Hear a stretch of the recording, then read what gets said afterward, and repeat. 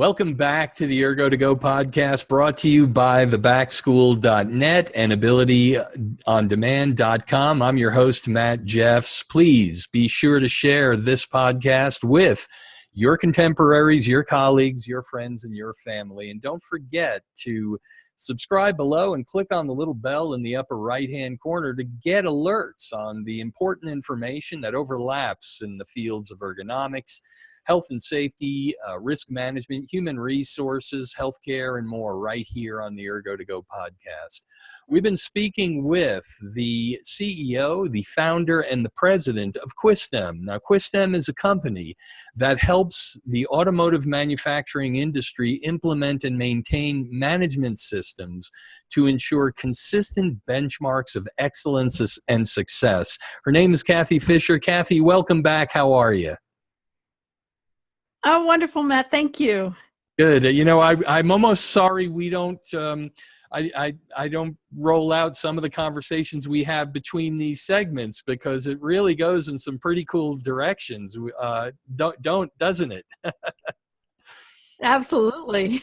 Well, you know, we talked about. Now I have a better understanding, and our listeners and watchers do as well. About Quistem, and basically you come, if I can summarize here, from an industrial engineering perspective, and you help integrate different elements of things like the International Organization for Standardizations, their various important tools that sometimes get siloed, and your Quistem can help a company streamline that process. Again, is that a safe way of describing you, or do you need to elaborate on it? Would you please? Yeah, absolutely. Well, the ISO standards that you're speaking of are the management system standards Right. that recognize best practices pretty much from a worldwide standpoint in terms of managing business, whether it be Right. from the quality perspective and fulfilling customers' requirements with your products and services, or from an occupational health and safety management system perspective with the new ISO 45001 and focusing organizations towards being proactive in recognizing hazards and risks and eliminating or controlling those in a way that benefits the workforce and the organization as a whole in terms of the bottom line. So what we're working with the organizations and doing is implementing these standards as part of their way of doing business, defining their systems, and engaging the entire workforce in the day-to-day maintenance of the systems and use of the systems towards those end objectives that the business is looking for. So in particular with occupational health and safety, the end game for the business and for the workers is to have a health and safety work environment with the ultimate goal of zero accidents and incidents as well. Right, right. So we strive for perfection, we settle for excellence, as they say. Is that okay? Yes. Yeah, we're Absolutely. always looking to improve. Now, this 45,001 standard was just recently implemented. Is that correct? Yes, it was just released in March of 2018, and it was much anticipated. This was the first time an international management system standard was made available in the field of occupational health and safety. And I would say it was over 20 years in coming. When the ISO 9001 standard first came out in 1987, the International Organization for Standardization talked with many organizations in various industry sectors worldwide and said, what other management systems would your business benefit from structuring in a similar way to your quality management? And one of the top ones was occupational health and safety. However, arriving at a consensus globally about what aspects make up an occupational health and safety management system was quite a challenge. And when you think about different industry sectors, and in particular, even just different cultures and how they view their workers, let's say their commitment to protecting their workforce from a health and safety standpoint is quite different. We spent some time, for instance, in India. Now it's changed a lot over the past decade or so, but a decade ago, we were really surprised at how little focus existed in many manufacturing sites we'd visit in India, that the workforce was considered expendable, quite frankly, which was Yeah. shocking to us from our culture, but in their culture, that was the way it was, and you have to respect that and understand that. So this was one of the roadblocks to achieving an international consensus on occupational health and safety that took well over 20 years to get to. But fortunately, we now have the ISO 45001.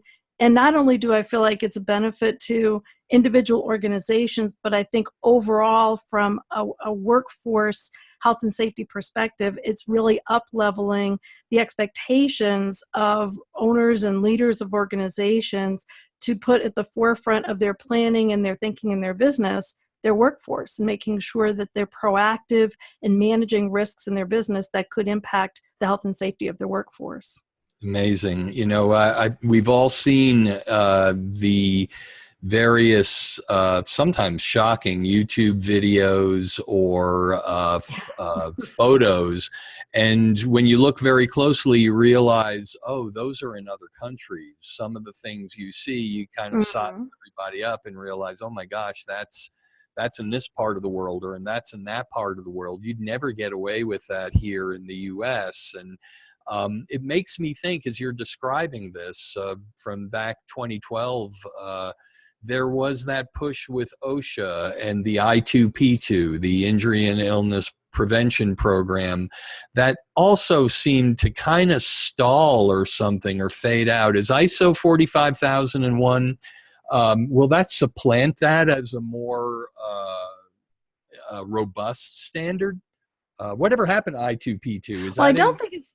I honestly don't know what happened to I2P2, but one of the things to keep in mind is that OSHA is a regulating body. So Yes. OSHA's requirements definitely have a place in the realm of ISO 45001. In fact, two requirements in the ISO 45001 standard point towards identifying legal and other requirements that your organization is obligated to fulfill in order to do business in whatever country, whatever region, location you are in.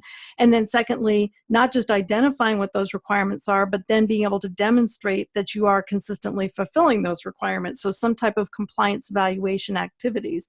So one of the things we always want folks to keep in mind is that there's a distinct difference between compliance with regulations and conformance to a management system standard. And what ISO 45001 provides is that framework for an organization's occupational health and safety management system. One piece of it is complying with, for instance, the OSHA regulations. However, what I am seeing is that OSHA is viewing quite favorably organizations who are proactive in pursuing ISO 45001 certification. And even prior to ISO 45001, there was a British standard. It was called the OHSAS or OSAS 18001, which was around for probably about 15, almost 20 years. And it was recognized and adopted by many organizations here in the US and in Europe, but was not a global or a worldwide standard like the ISO 45001 is. But we find a lot of times regulators will look very favorably on these management system standards, and in particular organizations who implement those standards and consistently maintain them through an external third-party conformance evaluation process, which is what we call registration to the standards. And with that registration, it almost represents a shorthand of the types of activities, processes that one would anticipate to see in that organization that is registered to the standard.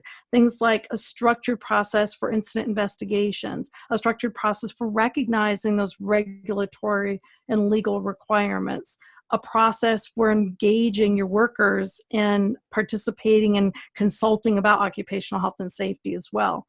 So there's a bit of a difference between what we see from the OSHA side. There are great programs like VPP, which is also a quite recognized OSHA program. But again, we have to remember that it's coming from OSHA, who is a regulator, and their primary focus, first and foremost, is to make sure your organization is fulfilling those legal obligations. I follow you, yeah, but it shows a good faith on the part of the manufacturer that they're trying their, and so a regulatory body may come in and say, hey, at least these folks are showing they've got a record of doing the right thing. Yes, and it creates sustainability. That's really the key, I think, for regulators. They are oftentimes concerned when they come into an organization and there may be an excellent, let's say, safety steward that's running the occupational health and safety system in the business. That person leaves. And if that system is not integrated into the business operations as a whole, the whole safety discussion to safety program, everything about safety just kind of collapses until Yeah. somebody else is put into that role. With a management system like ISO 45001, the idea is that the management system is incorporated into the business activities, that leadership actually is taking the lead, they're owning that process of occupational health and safety. And it's unlikely, unless an organization like completely deconstructs its entire team, that you're going to lose that sustainability of that system just because one or two people are changing within the business. So that's, I think, a really key benefit for the regulators, is to see it doesn't matter who's sitting in the seat. Not only is there going to be attention to adhering to and complying with those regulations, but the systems that are necessary to sustain that those processes are going to be there on an ongoing basis. One of the many things that I've learned to appreciate, again, about working in and amongst manufacturers, as compared, I do compare and contrast all the time with having spent decades in the healthcare world. And I say that name in quotation marks because, again, what I've seen is, again, someone like you and someone like Quistem that is systems based allows such an opportunity, as you mentioned, for the continuity to go on. You know, people can come and go, but the continuity in the system continues in place so that people can jump right into the fast running stream and stay right up with the current going on, the current events. And I hold that in contrast because, again, I've worked in both spheres, and you know, there are still elements out there in healthcare that employ the old, when somebody messes up, it's the name, blame, shame, and tame type of approach, the 1980s form of management style. When we're so deep into the 20th century now, why don't we look at the process rather than trying to finger someone and making them feel awful about already feeling awful? Let's look at the process and see where the process broke down. And that's where you get into your tools like HIRA, like you say, hazard identification, risk assessment, ways of looking in dispassionately and saying, no, the problem isn't with the person. The problem is with the system. It's with the process. Let's fix that. That's so rewarding to be able to everybody look at things and go, okay, we're all in this together. Is that a safe characterization of why some of these processes that you bring forth are really valuable? I'm kind of going beneath the surface here, but I wondered if you'd touch on that. Yeah, absolutely. You know, one of the things that I think is a good illustration when we think about management systems, and in particular occupational health and safety, there's kind of the baseline of how the organization does business. And when we think about the application of lean and the improvement models, the Deming cycle, for instance, it's kind of a slant board, if you will, right? Right. And you'll see organizations start rolling up this ramp, and then something happens, a trigger event, somebody leaves the company. And you will see without those systems in place, the organization can revert like back and sometimes even lower than the kind of the base level. With the management systems, I feel like it almost puts a wedge into your current level of performance, your current level of operation. So regardless of who is sitting in that seat running the occupational health and safety management system, who's in the C-suite running the business from a leadership perspective, the structures, the processes, and the tools and the awareness is existing and continues to exist in the business regardless of an individual's effort, which is much more valuable in terms of the sustainability of the business. And just, of course, for the employees working inside of that organization, it gives them a peace of mind that they're going to be looked out for, and they're going to be able to participate actively in their own health and safety in the workplace. They're not victims of the workplace. Yes, yes. And, you know, we often describe these observations in sometimes dry terms, but I think what you're really describing, to give it a little more substance here, is culture. For lack of a better term, you're describing Yes. Mhm. culture. And that's really deep, meaty stuff, because that's actually what people can personalize, but personalize in a positive way rather than, as I described earlier, the name, blame, shame, and tame. It's sort of like that doesn't help anybody. That in fact, it sends a message to everyone else. Boy, I don't want to be that guy. But what we do is, Exactly. Yeah. yeah, I mean, I remember learning about like value stream mapping and 5 why root cause analysis, and let's look at this dispassionately, and let's create culture. I also use that incline that you describe. I have the Deming cycle climbing the incline, and Yeah, exactly.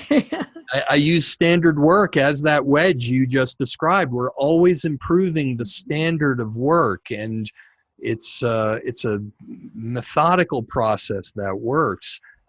These things it doesn't allow people to shirk responsibility. It actually helps them plug into an overall culture of excellence. Can you touch upon that and how Quistem kind of helps that happen?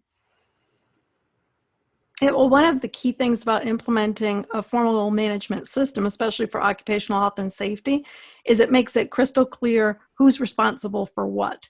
And That's one of right. the biggest challenges we'll run into with organizations is we'll find processes, things that really need to be sustained. Maybe it's a chemical management process or a change management or dealing with contractors. And we'll ask the question, who's the process owner in your organization for this aspect of your system? Right. And when we kind of get everybody looking around at each other, yeah, we're not really sure who are the. That's the starting point, because if there's not clarity across the organization on who's taking the lead in these different aspects of the system, that's where the problems start. I mean, that's where the gaps exist, and that's where things fall through and really oftentimes erupt into big costs for the business, big embarrassment for the business, and big Right. loss for the business as well. So that's one of the key things that we're doing with the organization oftentimes, is helping them to discover, are there holes in their system in terms of the necessary processes in order to fulfill the objectives that they've set as an organization and the promise that they've made to their workforce from an occupational health and safety perspective, and then making sure that there's ownership of those processes, and that then we educate the process owners. What does it mean to be a process owner? What's involved in defining the process, communicating about the process, establishing goals for the process, assessing risks and opportunities of that process, so that you can be proactive in achieving the desired results out of that process, rather than having to react in a way that's under fire, which, especially when it comes to occupational health and safety, can be very damaging for the organization as a whole, not Oh just yeah. the people who are directly impacted, but the culture of the organization as well. Yeah, yeah, it's the old saying, and it sounds like it applies with Quistem, is our job is to keep you out of the news. That's right. We only want you in the news for positive things, to be bragging on, really, Yeah, great or an excellent health and safety record, and also that your workforce is feeling confident that they are coming to work, and they will go home in as good as or better condition than when they came to work. That makes for a happy workforce. It also makes it a lot easier to draw new people into your business, especially if you're trying to grow, expand the business. And today's tight labor market, you want to make sure that you can get the best of the best. And the only way you're going to do that is being able to provide that commitment to the workforce that we're not going to take advantage of your health. We're not going to expose you to unnecessary risks from a safety standpoint. We want you to, we want you to go home healthier than when you came to work. precisely. Yeah, we in the model that I teach often, it's we call it the occupational athlete model. It's an expansion of what used to be Mhm. called just industrial athlete. And then I came to the realization, well, you know what? A nurse is an athlete and a waitress is an athlete. And why don't we expand this?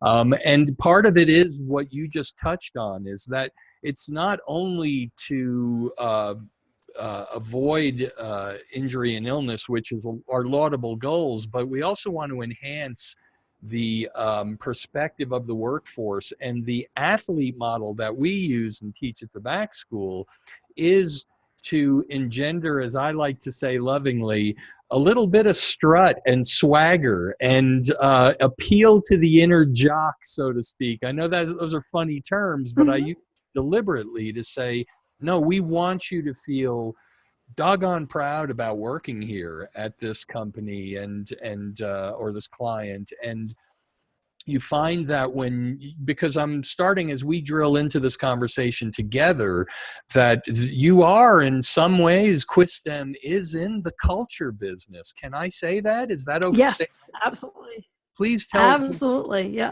Talk about. Yeah, no, what I was going to mention is that, I really like this concept of the occupational athlete. And I think you and I may have spoken previously about industrial athletes when I was working at GM back in the early 1980s. That was a shift that we were trying to make with the workforce. Unfortunately, the common term for the average worker out in the shop floor was shop rat. Not very, a positive image.